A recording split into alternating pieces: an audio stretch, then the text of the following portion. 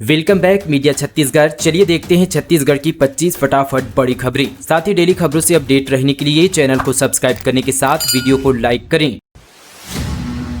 छत्तीसगढ़ की 4 ट्रेनें cancel. Raipur Lakholi station में ओल्ड ब्रिज का होगा काम। 25 नवंबर से 9 दिसंबर तक नहीं चलेगी गाड़ियां। रेलवे ने छत्तीसगढ़ से होकर चलने वाली 4 ट्रेनों को 25 नवंबर से 9 दिसंबर तक कैंसिल कर दिया है। इस बार रायपुर रेल मंडल के लखोली रायपुर रेलखंड के बीच 3 पुराने ब्रिज के जीर्णोद्धार किया जाएगा, जिसके चलते यात्री ट्रेनों को रद्द किया गया है। दरअसल रेलवे की ओर से रेल सुविधाओं में विस्तार के लिए तेजी के काम चलाने का दावा किया जा रहा है, जिसके तहत दूसरी और तीसरी लाइन के साथ ही अन्य परियोजनाओं पर काम चल रहा है, जिसकी वजह से लगातार यात्री ट्रेनों को कैंसिल करने का सिलसिला चल रहा है। धर्म परिवर्तन के लिए छात्राओं पर दबाव बनाने वाली प्राचार्य पर गिरी गाज। टीईओ ने तत्काल पद से हटाया। छत्तीसगढ़ के खैरागढ़ छह खदान स्थित शासकीय कन्या विद्यालय में छात्राओं को धर्म परिवर्तन करने पर मजबूर करने वाले प्राचार्य एलिजा मोजेस पर प्रशासन ने कड़ी कार्रवाई की है। छात्राओं के प्राचार्य पर आरोप लगाने के बाद इस मुद्दे पर लल्लूराम.com ने प्रमुखता से खबर प्रकाशित किया था, जिसके बाद जिला शिक्षा अधिकारी ने मामले में संज्ञान लेते हुए विद्यालय के प्राचार्य एलिजा मोजेस को पद से हटा दिया है।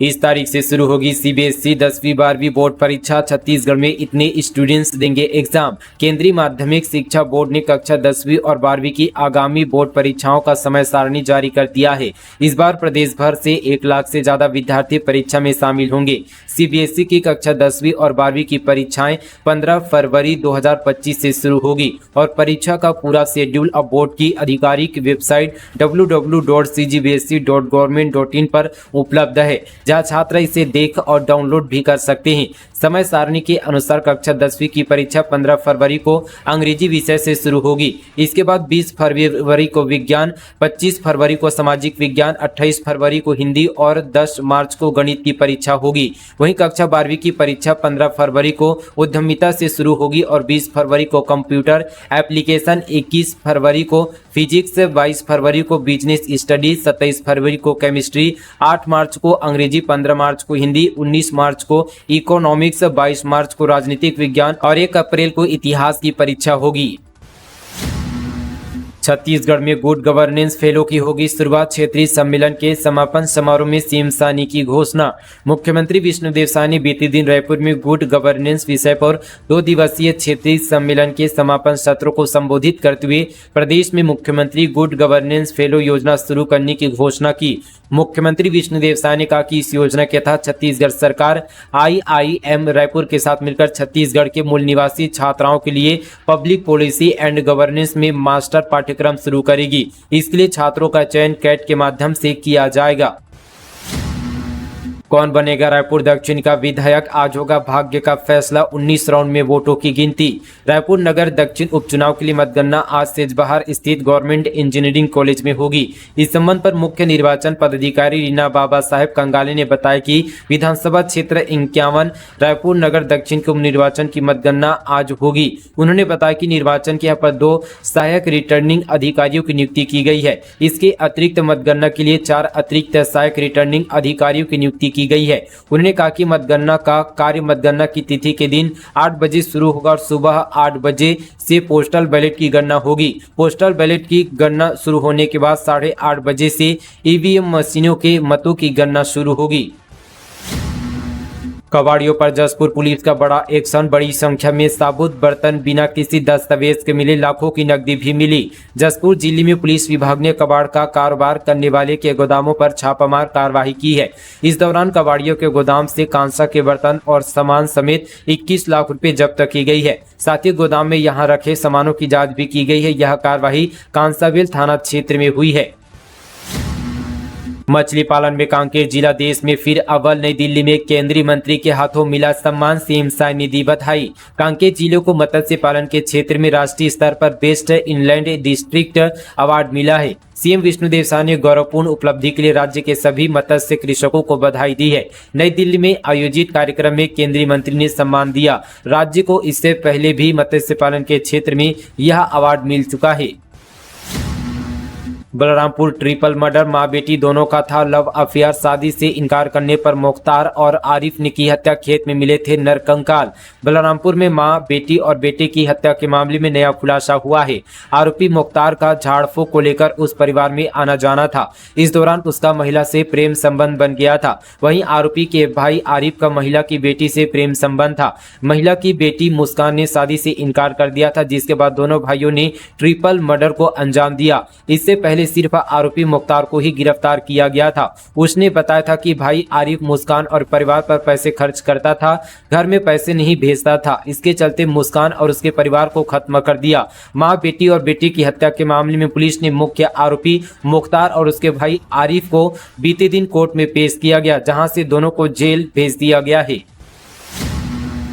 श्रमिकों को मिला सरकारी योजनाओं का लाभ, बैंक खाते में 27 लाख से अधिक रुपये ट्रांसफर। छत्तीसगढ़ सरकार ने श्रमिक सशक्तिकरण की दिशा में अहम फैसला लिया है। कोरिया जिले में आयोजित सम्मेलन में श्रमिकों परिवारों को आर्थिक, शैक्षणिक और सामाजिक विकास के लिए संचालित योजनाओं का लाभ दिया गया। इसके तहत जिले के 304 हितग्राहियों के खाते में डायरेक्ट बेनिफिट ट्रांसफर के जरिए कुल 27,20,266 रुपये ट्रांसफर की गई है। सीनियर सिटीजन्स को मिली सुविधा, 70 प्लस को 5 लाख की मुफ्त मेडिकल सुविधा, अलग से बनेगा आयुष्मान कार्ड। 70 साल से अधिक आयु वाले सीनियर सिटीजन को अब 5 लाख रुपए का अतिरिक्त हेल्थ कवर प्रदान किया जाएगा। राज्य में इस दायरे में आने वाले सभी वृद्धजनों का अलग से आयुष्मान वय वंदना कार्ड बनाया जाएगा। रायपुर जिले में इसकी शुरुआत के लिए आचार संहिता समाप्त होने का इंतजार किया जा रहा है। अभी रायपुर जिले में सामान्य कार्ड बनाने का काम पूरा किया जा रहा है। इसके लिए विभिन्न हेल्थ सेंटरों में ऑपरेटर आईडी नहीं होने पर बेनिफिशियरी आईडी के माध्यम से आयुष्मान कार्ड बनाया जा रहा है। सीएम साहब बिलासपुर में 143 करोड़ की लागत के विकास कार्यों का करेंगे लोकार्पण, राउत नाचा महोत्सव में होंगे शामिल।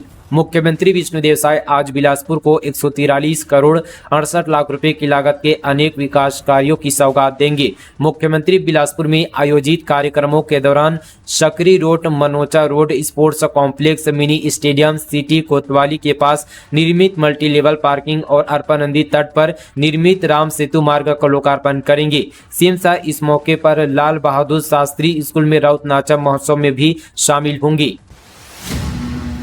रेल मंत्री अश्विनी वैष्णव का छत्तीसगढ़ दौरा, रायपुर रेलवे स्टेशन का करेंगे निरीक्षण।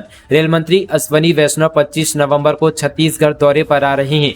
वे दोपहर 1 बजे से 1:15 के बीच रायपुर रेलवे स्टेशन पर पहुंचेंगे। इस दौरान रेल मंत्री रायपुर रेलवे स्टेशन के निरीक्षण करेंगे, साथ ही रेलवे अधिकारियों से मुलाकात कर उनकी समस्याओं को सुनेंगे। रायपुर रेलवे स्टेशन पर लगभग 1 घंटे रुकने के बाद केंद्रीय रेल मंत्री अश्विनी वैष्णव माना एयरपोर्ट के लिए रवाना हो जाएंगे। सुकमा में भीषण मुठभेड़, सुरक्षा बलों ने मार गिराए 10 नक्सली, सभी के शव और ऑटोमेटिक हथियार बरामद।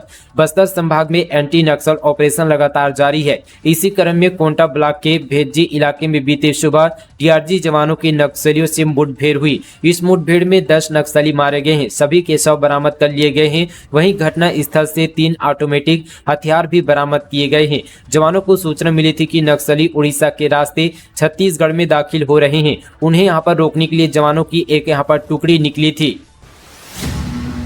21 नहीं 14 क्विंटल धान की हो रही खरीदी, सीएम साय के गृह जिले में फूटा किसानों का गुस्सा। मुख्यमंत्री विष्णुदेव साय की सरकार द्वारा किसानों से समर्थन मूल्य पर 21 क्विंटल धान की खरीदी का वादा के बावजूद उनके गृह जिले जसपुर में औसत फसल के अनुसार धान खरीदी के निर्देश दिए गए हैं। यहां धान खरीदी केंद्र में किसानों से 21 क्विंटल के धान के बजाय 14 क्विंटल धान खरीदी को लेकर किसानों में काफी आक्रोश देखा जा रहा है। आक्रोशित किसान सरकार के विरुद्ध नारेबाजी कर रहे हैं। वहीं अपेक्स बैंक द्वारा जारी आदेश से नाराज होकर अपनी धान वापस ले जा रहे हैं। यही वजह कि जसपुर जिले में अभी तक कहीं भी किसानों से धान खरीदी शुरू नहीं हो पाई है। वहीं बीते दिन धान खरीदी केंद्र में किसानों ने सरकार के विरुद्ध जमकर नारेबाजी की और वादा अनुरूप खरीदी की मांग की है। किसानों का कहना है कि हमारे पड़ोसी जिले सरगुजा और रायगढ़ में 21 क्विंटल के अनुसार टोकन काटे जा रहे हैं। उसके विपरीत मुख्यमंत्री के गृह जिला जसपुर में अधिकतम 14 क्विंटल धान खरीदी के निर्देश दिए गए हैं।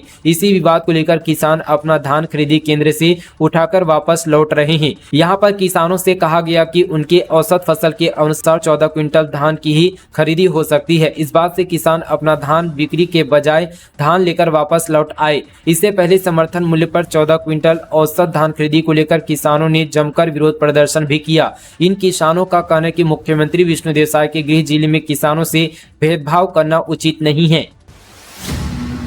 बलरामपुर में कच्चे मकान के बरामदे में पाठशाला 4 साल बाद भी नहीं बना स्कूल भवन, सुविधाओं के अभाव के बीच पढ़ रहे हैं 25 स्टूडेंट। बलरामपुर जिले के वाटफनगर विकासखंड के पिपराटी गांव में प्राथमिक स्कूल का संचालन एक कच्चे मकान के बरामदे में किया जा रहा है। इसी एक बरामदे में गांव के करीब 25 बच्चों का भविष्य गढ़ा जा रहा है। जानकारी के मुताबिक यह इलाका विशेष पिछड़ी जनजाति का है, जहां राष्ट्रपति के दत्तक पुत्र माने जाने वाले लोग निवास करते हैं। 4 साल पहले इस गांव में स्कूल नहीं था। मीडिया में खबरें आने के बाद तत्कालीन कलेक्टर ने वैकल्पिक तौर पर प्राथमिक शाला और मिनी आंगनबाड़ी केंद्र शुरू कराया, लेकिन 4 साल बीतने के बावजूद गाँव में स्कूल भवन का निर्माण नहीं हो सका। बारिश और गर्मी जैसे मौसमों में बच्चों को कच्चे बरामदे में ही पढ़ाई करनी पड़ती है। रकबा कटौती और ऑनलाइन रिकॉर्ड की समस्या से किसान परेशान, कलेक्टर से लगाई गुहार। छत्तीसगढ़ में समर्थन मूल्य पर खरीदी का काम जोरों पर है, लेकिन यहां पर गौरेला पेंडा मरवाही जिले के तिलोरा गांव सहित कई अन्य इलाकों के किसानों को रकबा कटौती और ऑनलाइन रिकॉर्ड की समस्याओं के कारण भारी परेशानियों का सामना करना पड़ रहा है। किसानों का कहना है कि इन समस्याओं की वजह से वे अपने पट्टे में धान नहीं बेच पा रहे हैं। अनिश्चितकालीन धरने पर बैठे ठेका कर्मचारी, साफ सफाई और पानी सप्लाई पर पड़ेगा असर। बलौदाबाजार नगर पालिका क्षेत्र में कार्यरत ठेका कर्मचारी अपनी मांगों को लेकर अनिश्चितकालीन धरने पर बैठ गए हैं। इसका सीधा असर साफ सफाई और पेयजल आपूर्ति जैसी बुनियादी सुविधाओं पर पड़ने की संभावना है, जिससे आम जनता को भारी परेशानियों का सामना करना पड़ सकता है। प्रदेश ठेका कर्मचारी महासंघ के आह्वान पर शुरू हुए इस धरने में कर्मचारी समान काम के लिए समान वेतन की मांग कर रहे हैं। उनका कहना है कि नगरीय निकाय में कार्यरत स्थायी कर्मचारियों की तरह उन्हें भी वेतन और सुविधाएं मिलनी चाहिए। ठेका कर्मचारियों ने कहा कि हम भी स्थायी कर्मचारी की तरह काम करते हैं, फिर भी वेतन में इतनी विसंगति क्यों? हमें कम तनख्वाह पर काम करना पड़ता है, जिससे घर चलाना मुश्किल हो गया है। धरने में शामिल महिला कर्मचारियों ने शासन की योजनाओं के लाभ न मिलने की बात कही। उन्होंने आरोप लगाया कि उन्हें महतारी वंदन योजना जैसे योजनाओं का लाभ नहीं मिला है। उन्होंने कहा कि 30 साल से काम कर रहे हैं, लेकिन अभी भी केवल 8,000 रुपये वेतन मिल रहा है। छत्तीसगढ़ में ठंड से पहली मौत, अंबिकापुर में दुकान के सामने मिली अधेड़ की लाश, ठंड से मौत की आशंका। प्रदेश में ठंड ने दस्तक दे दी है। वहीं अंबिकापुर के घड़ी चौक में एक अधेड़ की लाश मिलने से हड़कंप मच गया। आशंका जताई जा रही कि युवक की मौत ठंड के कारण हुई है। अब तक युवक की पहचान नहीं हो पाई है। वहीं पुलिस मौके पर पहुंचकर पूरे मामले की यहाँ पर जांच पर जुट गई है। मौसम विभाग के अनुसार प्रदेश के उत्तरी हिस्से में कड़ाके की ठंड पड़ने लगी है। मैनपाट, बलरामपुर समेत कई शहरों का पारा 6 से 8 डिग्री के बीच पहुंच गया है। प्रदेश के अधिकांश जगहों पर शीतलहर जैसे हालात बन गए हैं। छत्तीसगढ़ में 9 शिक्षकों से 81 लाख की ठगी। हर टीचर के नाम पर 10 से 21 लाख का लिया लोन। ठग बोले कंपनी चुकाएगी किस्त। रायगढ़ जिले में 9 शिक्षकों से 81 लाख से ज्यादा की ठगी की गई है। बताया जा रहा है कि dream alpha omega multi trade service private limited company के माध्यम से लोन निकाला गया है। लैलूंगा पुलिस ने अपराध दर्ज कर लिया है। मिली जानकारी के मुताबिक आरोपियों ने 50% फायदा दिखाकर झांसे में लिया। ठगों ने बताया कि 50% लोन धारकों को मिलेगा, 40% कंपनी रखेगी और 10% एजेंट को मिलेगा। लोन का पूरा अमाउंट कंपनी यानी कि यहाँ पर dream alpha omega multi trade service private limited चुकाएगी। लोहारीडीह कांड, पुलिस ने अब लिया यू टर्न। जेल में बंद 68 आरोपी में से 24 निर्दोष रिहाई के लिए पहुंची कोर्ट। छत्तीसगढ़ के बहुचर्चित लोहारीडीह कांड को लेकर पुलिस ने अब यू टर्न ले लिया है। दरअसल कबीरधाम जिले के रेंगाखाड़ जंगल क्षेत्र के ग्राम लोहारीडीह में सितंबर माह में आगजनी व एक व्यक्ति को जिंदा जला दिया गया था। इस मामले में पुलिस ने गांव में ही 167 लोगों के खिलाफ मामला दर्ज किया, जिसमें से 68 आरोपी जेल में बंद है। अब पुलिस ने मामले को लेकर कोर्ट में चालान पेश किया, जिनमें से 24 लोगों के खिलाफ कोई साक्ष्य नहीं मिला है। ऐसे में पुलिस ने 24 लोगों की रिहाई के लिए न्यायालय से निवेदन किया है। मामले में पुलिस ने 5 FIR दर्ज की थी। सभी में चालान पेश किए जा चुके हैं। वर्तमान में पुरुष आरोपियों को कवर्धा के जेल व महिला को दुर्ग जेल में रखा गया है।